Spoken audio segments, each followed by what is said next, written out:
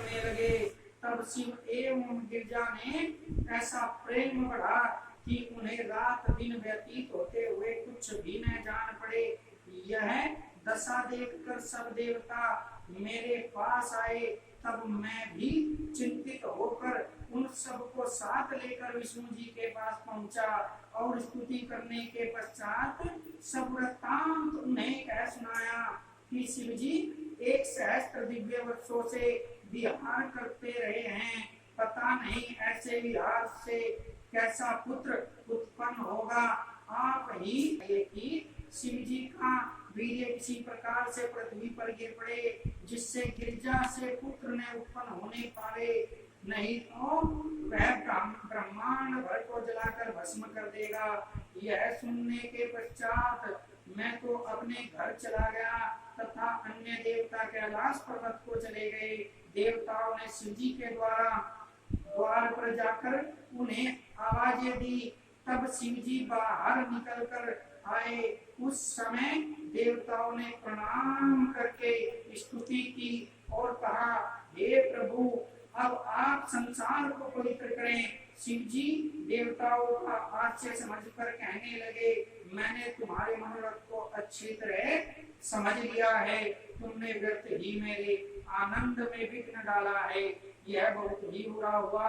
अब मेरा वीर्य सिर से नीचे की ओर आता है, उसको तुमने कौन लेता है? यह कहकर उन्होंने अपना वीर्य पृथ्वी पर फेंक दिया, जिसके तेज से सब ओर से प्रकाश हो गया। उस समय अग्नि कपोत का रूप धारण कर उस वीर्य को खा गए।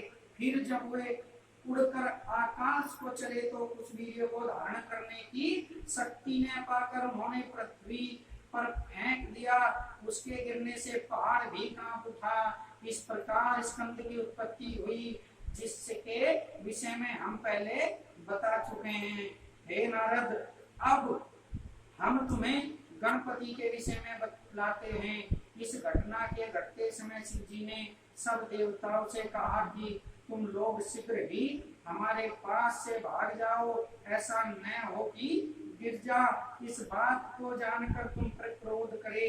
यह सुनकर देवता वहां से भागे तथा शिव जी उनके भागने का चरित्र देखते रहे। उसी समय गिरजा ने तथा शिव जी ने आकर देवताओं पर आक्रोश किया, जिससे ऐसा प्रतीत होने लगा कि अभी प्रलय हो जाएगा। तदुपरांत गिरजा ने देवताओं को शाप दिया। शाप दे चुकने के पश्चात भी उनका क्रोध शांत नहीं हुआ। उनका शरीर दुख की अधिकता के कारण शिथिल हो गया। शिव जी ने गिरजा को इस प्रकार दुखी देखकर गोद में उठा लिया तथा बहुत सी प्रेम की बातें की और उन्होंने उन्हें समझाते हुए कहा, हे गिरिजे, तुम मुझसे इस प्रकार क्यों अप्रसन्न हो? मेरा कोई अपराध नहीं है। यदि अनजाने में कोई अपराध हो गया हो तो क्षमा करो। तुम्हारे बिना मानो हम अंगहीन हैं। तुम तो सबकी माता हो। तुम्हारे अधीन तो तीनों लोकों के कार्य हैं। बिना तुम्हारे सब निर्बल हैं। अतः अब प्रसन्न होकर तुम हमारे तथा सबके दुखों को दूर करो। बोले शंकर भगवान की।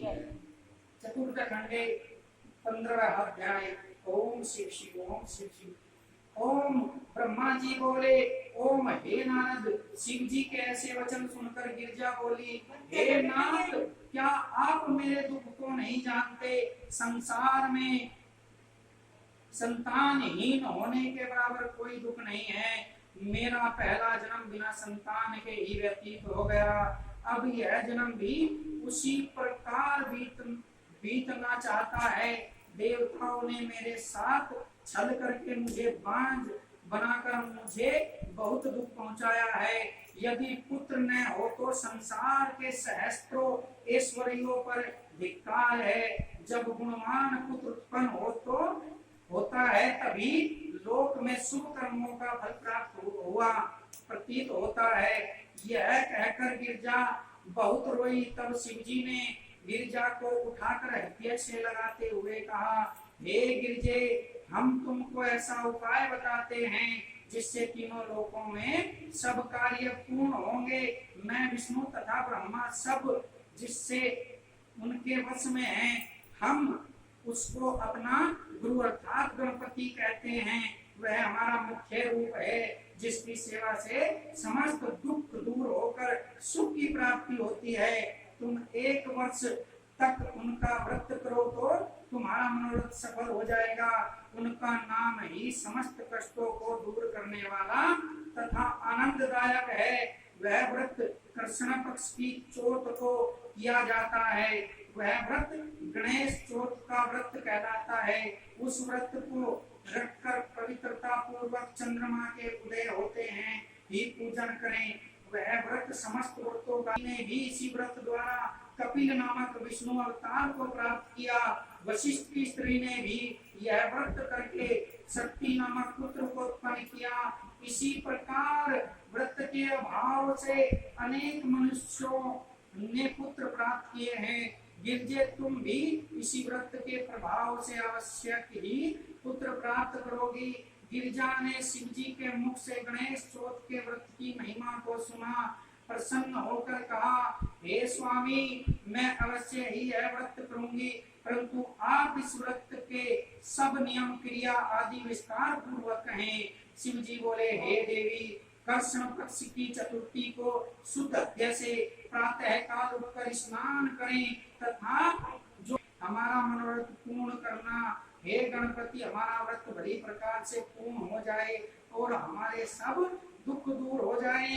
तुम सबको जानते हो, सब फलों के दाता हो तथा वेदों ने तुमको विघ्नहर्ता कहा है। इस प्रकार अध्याय में संकल्प करके चतुर्थी के दिन गणपति की वार्ता में ही दिन व्यतीत करें। सूर्यास्त के समय स्नान कर अपने स्थान पर बैठें और कथा पूजा की सब सामग्री इकट्ठी करें। फिर गणेश जी की पूजा के लिए अच्छा स्थान तैयार करें जिसके चारों ओर केले के खंभ लगाए गए हों। जब आकाश में चंद्रमा उदय हो तब तुरंत अर्घ्य और गणेश की मूर्ति सोने चांदी तांबे या गोबर की जैसी सामर्थ्य हो बनवाएं। उसको शुभ स्थान पर रखकर कलशा स्थापित करें जिसके ऊपर दीपक रखा हो। इसके पश्चात ध्यान लगाकर षोडशोपचार से उनका पूजन करें तथा लाल फूल, वस्त्र, चंद्रम, कुश, दूध तथा कुएं आदि आगे रखकर आचमन करा दे। अच्छी स्तुति करके प्रेम मगन हो उनको प्रणाम करें। तदुपरांत वही पूजन करने वाले ब्राह्मण को पूजन किया। तब गणपति ने उनकी पूजा से प्रसन्न होकर उससे वरदान मांगने को कहा। उस समय ब्रह्मा ने यह कहा कि हम सृष्टि उत्पन्न करना चाहते हैं तथा निर्विघ्न उसकी वृद्धि की इच्छा रखते हैं। ब्रह्मा के वचन सुनकर गणपति ने कहा, यही होगा। ऐसा कहकर गणपति धीरे धीरे आकाश की ओर चल दिए। जब गणपति चंद्रमा के मंदिर में पहुंचे तो वहां पांव फिसल जाने के कारण गिर पड़े। उनका उदर बहुत बड़ा तथा शरीर फूल था। चंद्रमा यह देखकर हंस पड़े। चंद्रमा को हंसते हुए देख गणपति बहुत क्रोधित हुए और उनके नेत्र लाल हो गए। तब उन्होंने उसी समय चंद्रमा को यह साथ दिया कि हे कलंकी, चंद्रमा तू अपनी सुंदरता पर गर्व करता है, तब तुझको इसका फल तुरंत प्राप्त होगा। जो कोई आज से देखेगा उसको अवश्य ही कुछ न कुछ कलंक लग जाएगा। हे गिरजे, इस प्रकार चंद्रमा को शाप देकर गणपति अंतर्ध्यान हो गए तथा चंद्रमा क्षीणांग होकर तेजहीन हो गया। उस समय सब देवता एवं इंद्र दुखी होकर ब्रह्मा के पास गए तथा उन्हें सब वृत्तांत कह सुनाया। ब्रह्मा ने उनसे कहा, हे देवताओं, उनमें कोई बुरी बात नहीं है। चंद्रमा ने जो कुछ किया उसने उसी का फल प्राप्त किया है। गणपति का शाप कभी झूठा नहीं हो सकता, इसलिए तुम सब लोग गणपति की शरण में जाओ। निश्चय ही वे अपने इस शाप को शांत करेंगे। तब देवताओं ने ब्रह्मा से विनती की, है ब्रह्मा जी आप हमको यह उपाय बताएं जिससे गणपति प्रसन्न होकर उस शाप को शांत करें। यह सुनकर ब्रह्मा बोले, हे देवताओं, गणपति का व्रत कृष्ण पक्ष की चतुर्थी को है। जो कोई उसको करता है उस पर गणपति प्रसन्न होते हैं। ब्रह्मा के ऐसे पास भेजा तथा उसे गणेश चतुर्थी का व्रत करने के लिए कहा। तब चंद्रमा ने बृहस्पति द्वारा बताई हुई रीति के अनुसार गणपति के व्रत को आरंभ किया। उस व्रत के प्रताप से गणपति चंद्रमा की क्रीड़ा करते हुए शिशु रूप में दिखाई दिए। चंद्रमा ने उन्हें देखकर प्रणाम करके बहुत स्तुति की। तब गणपति ने प्रसन्न होकर कहा, हे चंद्रमा, हम तुमसे प्रसन्न हैं, तुम जो वरदान चाहते हो मांगो, हमसे मांगो। उस समय चंद्रमा ने यह निवेदन किया, हे गणपति, मैं केवल यही चाहता हूँ कि आपसे मुक्ति पाकर सबके दर्शन के उपाय बताता हूँ, योग्य हो जाऊं। गणपति बोले, हे चंद्रमा, मैं तुमको इसका उपाय बताता हूँ जिससे तुम्हारा शाप से उद्धार हो जाएगा। आज से प्रति मास शुक्ल पक्ष की चौथ को हमारा शाप तुमको लगा रहेगा तथा अन्य तिथियों में तुम्हें देखने से किसी को कलंक नहीं है। तुमको देखेगा उस पर कुछ चतुर्थी यह भी कहते हैं देखने का भी प्रभाव नहीं होगा, परंतु साथ ही हम तुमसे यह भी कहते हैं कि हमारा पहला वचन भी झूठा नहीं होगा। अर्थात जो मनुष्य भादों के शुक्ल पक्ष को चौथ को तुम्हारे दर्शन करेगा, उसको जो मनुष्य दर्शन करेगा उसको बराबर वर्ष भर कलंक लगा रहेगा। हे गिरजे गणपति, अब मुझे इस शाप से भी दूर होने की कोई मुक्ति बताइए। तब गणपति बोले, हे चंद्रमा, जो मनुष्य प्रति मास के कृष्ण पक्ष की चौथ को तुम्हारे उदय होने के समय मेरी तथा रोहिणी सहित तुम्हारी पूजा करेगा, तुमको अर्घ देगा, हमारी कथा सुनकर ब्रह्म भोज करेगा तथा स्वयं नमक आदि त्याग कर केवल मीठा ही भोजन करेगा, उसको जोत का दोष जो वर्णन किया है वह प्राप्त नहीं होगा। जब भादो मास का आरंभ हो तो शुक्ल पक्ष की चौथ को हमारी पूजा करें। उस व्रत में सब प्रकार के क्लेश दूर हो जाएंगे तथा उस मनुष्य को चौथ का कुछ कलंक नहीं लगेगा। चंद्रमा से इतना कहकर गणपति अंतर ध्यान हो गए और चंद्रमा फिर अपना तेज प्राप्त कर प्रसन्न हुआ। हे गिरजे, इस कथा के सुनने से भी पाप मूल नष्ट हो जाते हैं। इसमें कोई व्रत को करने से पुत्र के अतिरिक्त जो भी मनोरथ हो वे प्राप्त होते हैं। चतुर्थ खंडे 17वां अध्याय। ओम शिव शिव, ओम शिव शिव, ओम शिव शिव। ओम ब्रह्मा जी बोले, ओम हे नारद, शिव जी के ऐसे वचन सुनकर गिरजा ने ब्रह्मा को बुलाकर शुद्ध मन से नियमानुसार व्रत का आरंभ किया तथा अनेक प्रकार की वस्तुएं चढ़ाकर पूरे भी गणपति को भेंट किए। फिर उन्होंने उत्तम रीति से ब्रह्म भोज कर स्वयं भी भोजन किया। इसी प्रकार गिरजा प्रतिमास व्रत रखकर भली प्रकार दान दक्षिणा देती रही। जब एक वर्ष पूरा हो गया तो उन्होंने दान, जिसमें बहुत गाना बजाना हुआ, व्रत पूर्ण होने के पश्चात गिरजा अत्यंत प्रसन्न हुई। उन्होंने शिवजी की ओर बारंबार देखा, तब शिवजी ने उन्हें अपनी माया जानकर अपने हृदय से लगा लिया। फिर गिरजा का मनोरथ समझकर शिवजी ने चंदन के एक वन में जो उस पर्वत पर ही था और जहाँ सुख की संपूर्ण सामग्री उपलब्ध थी, जाकर गिरजा के साथ विहार किया। तब गणपति उस स्थान पर ऐसा स्वरूप बनाकर आए कि वे बहुत भोगे प्यासे नंग दरिद्री श्वेत केश, मस्तक पर श्वेत तिलक लगाए, महादीन कोवे का शब्द बोलते हुए, दांत मैले कुचले, हाथ में डंडा लिए तथा बहुत ही दुर्बल थे वे भिखारियों दुखियों दुखियाते हुए शिव जी से बोले, हे शिव तुम क्या करते हो?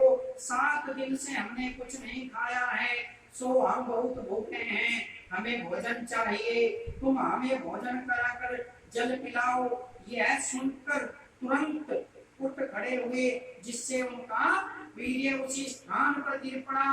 गिरजा भी तुरंत उठकर अपने वस्त्र पहने शिव जी के उन्होंने ब्राह्मण को प्रणाम किया तथा बड़ी स्तुति की। शिव जी उससे इस प्रकार बोले, हे ब्राह्मण तुम्हारा नाम क्या है?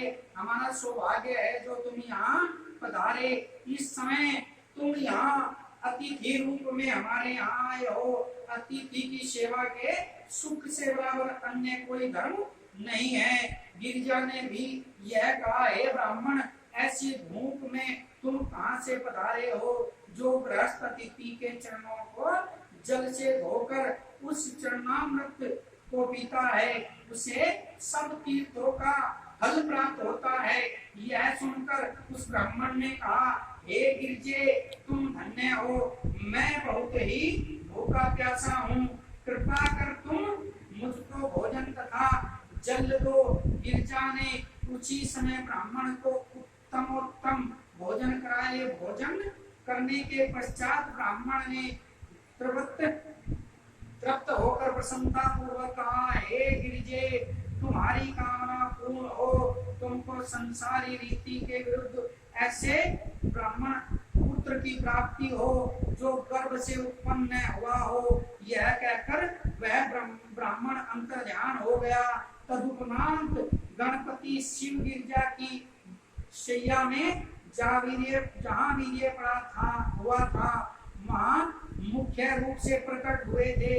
बालकों के समान करोड़ों सूर्यों की ज्योति धारण किए, करोड़ों कामदेव के समान सुंदर शरीर धारण किए, चंपा के समान हाथ पांव तथा कमलवत कोमल अंगों वाले सैया में इधर उधर फिर रहे थे। हे नारद, जब शिव जी एवं गिरजा ने देखा कि वह ब्राह्मण एकदम अंतर्ध्यान हो गया, तो वे दोनों उसे चारों ओर ढूंढने लगे। उन्हें अपने मन में बहुत दुख तथा कष्ट हुआ। इतने में यह ब्राह्मण आकाशवाणी हुई, हे गिरिजे तुम संसार की माता हो। वह ब्राह्मण रूपधारी स्वयं गणपति थे।